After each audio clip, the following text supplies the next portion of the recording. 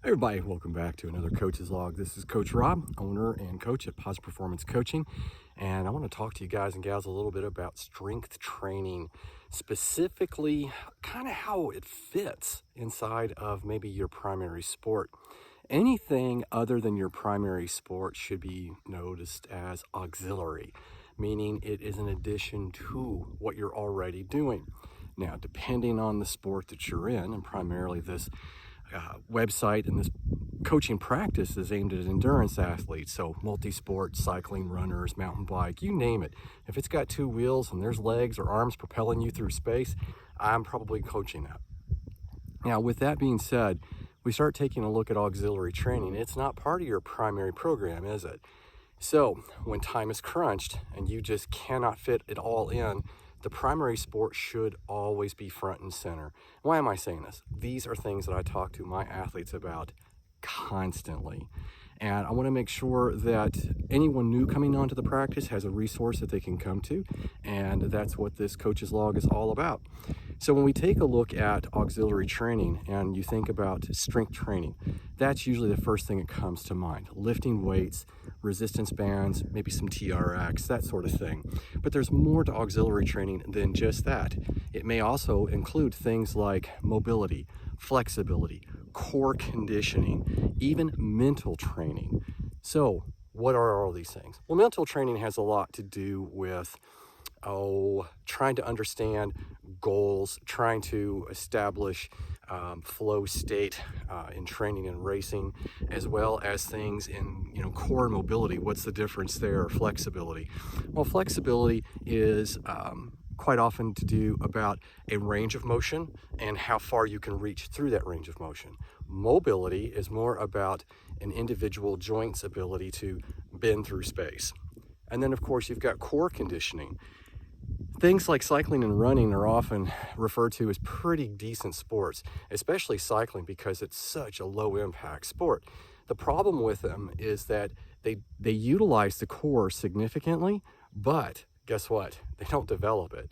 So we need to put that into our training programs to become effective athletes. One of the things too that I think gets confused quite often with new cyclists and new runners is that they'll come to the sport pretty fit, right? Maybe they've been spending a lot of time in the gym. They're very accustomed to free weights. They're very accustomed to weightlifting. And they confuse strength with speed. And that's not always the case. I would say this too, is that when you come from the gym perspective and you jump right into endurance sports of any kind, you also need to understand that the type of weightlifting that you may have been doing may not actually support what you need to be doing. That's when we start talking about functional strength. That is the movement patterns that you need to recreate in the gym that will support what you're doing out in the field.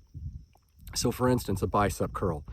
Help me understand how that's going to help you as a cyclist. It's not.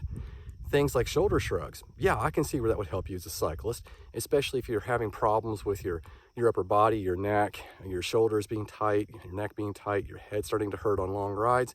That could be beneficial.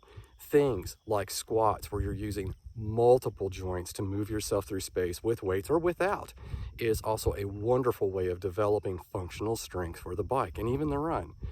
Flexibility.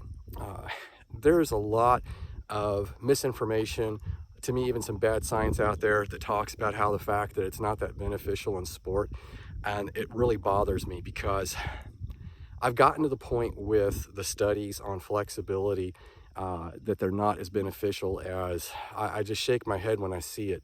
It's not about necessarily just feeling good. It's about being able to stay fit as you get older. And it's another way of helping you to prehab instead of having to deal with an injury later, especially an overuse injury later, and we start talking about rehab. So prehab before the fact, rehab after the fact. Prehab is there to prevent this, mitigate the ability or the happening of overuse injuries, if that makes more sense.